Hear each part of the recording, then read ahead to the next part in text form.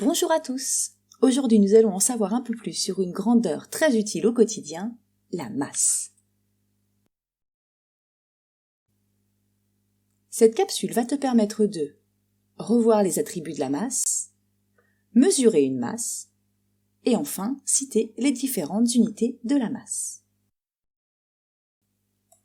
Depuis quelque temps, les industriels de l'alimentaire ont recours à une technique que je trouve plutôt limite. Ils proposent des produits qui semblent identiques, mais qui pour un même prix contiennent moins. Prenons une célèbre marque de crème au chocolat. Quand ils sont vendus par paquet de 16, il y en a moins dans le pot que quand ils sont vendus par paquet de 4. 115 grammes contre 125 grammes par pot.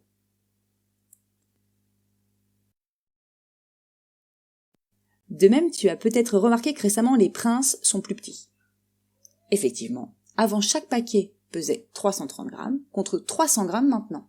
Et tout ça au même prix. Alors est-ce que c'est illégal ? Pas du tout.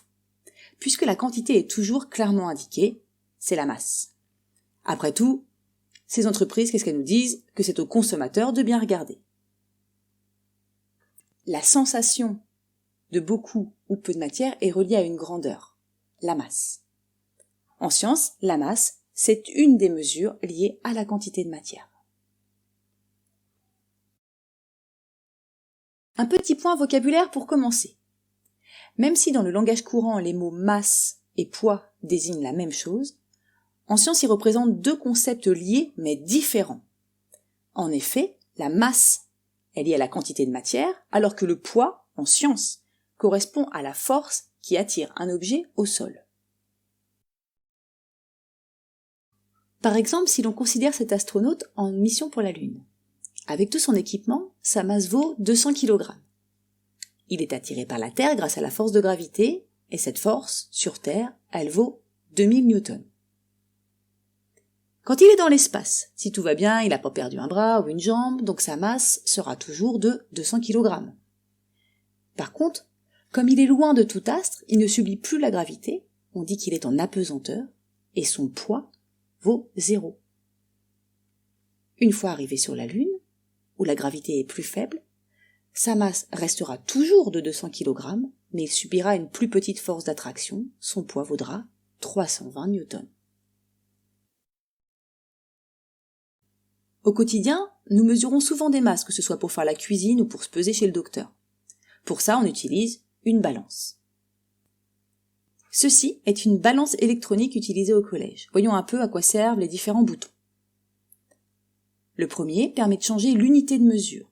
Il faut que tu fasses bien attention à choisir les grammes, sinon tu risques d'avoir faux à toutes tes mesures. Le deuxième bouton, lui, il a deux fonctions. Si on appuie longtemps dessus, il permet d'allumer ou d'éteindre la balance. Et si on appuie brièvement dessus, il permet de faire la tare, c'est-à-dire de remettre la mesure à 0 même si quelque chose est posé dessus.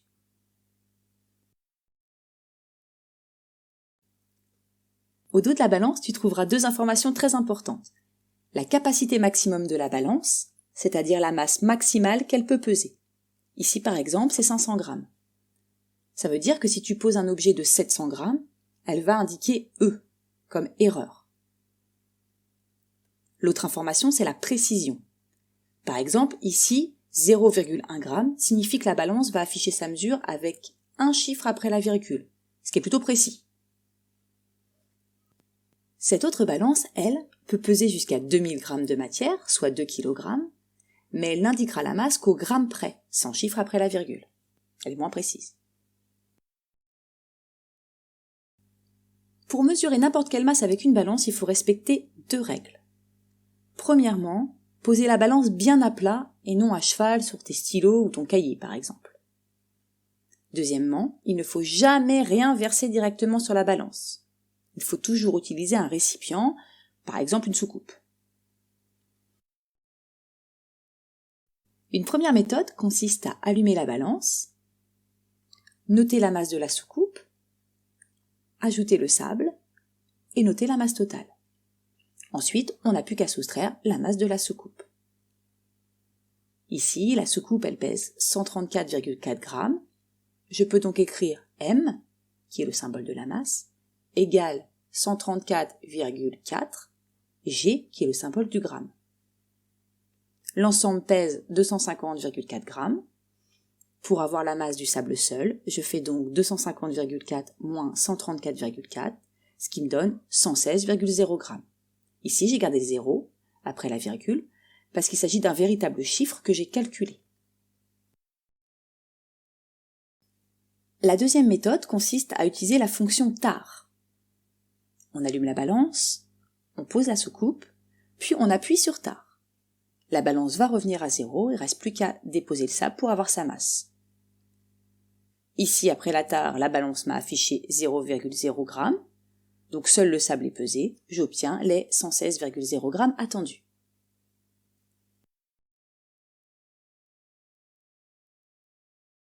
L'unité principale de la masse, celle qu'il faudra utiliser dans les calculs, est le kilogramme.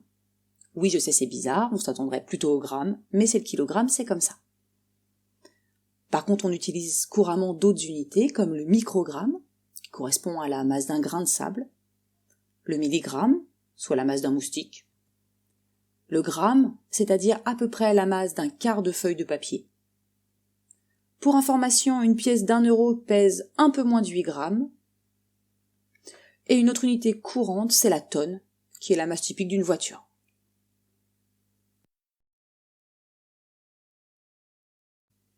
Pour convertir ces différentes masses entre elles, on procède comme pour les longueurs. Il faut se souvenir juste que 1 kg c'est 1 milliard de microgrammes, 1 million de milligrammes ou encore 1000 grammes. La tonne, elle, vaut 1000 kg. Résumons un peu ce que nous savons sur la masse. Il s'agit d'une grandeur simple qui peut être mesurée directement par une balance. Son symbole est m minuscule. Son unité principale est le kilogramme, de symbole kg, k minuscule, g minuscule. Mais il existe plusieurs autres unités.